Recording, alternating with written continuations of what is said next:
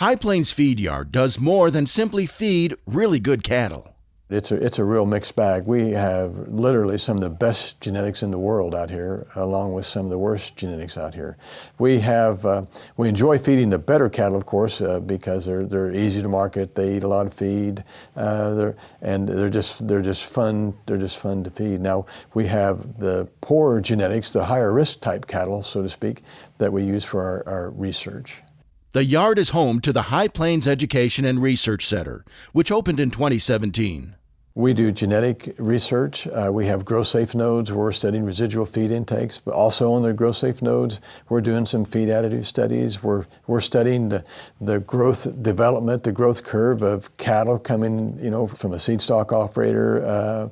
We follow those genetics through to finish. So we're trying to see what that growth curve looks like now that we've changed the makeup of these cattle.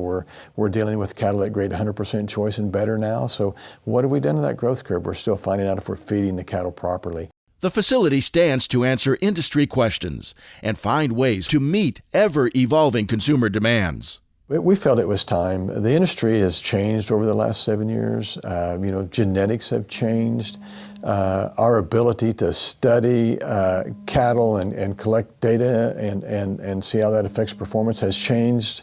And so we decided it was time to get into that, to see if we could make some improvements.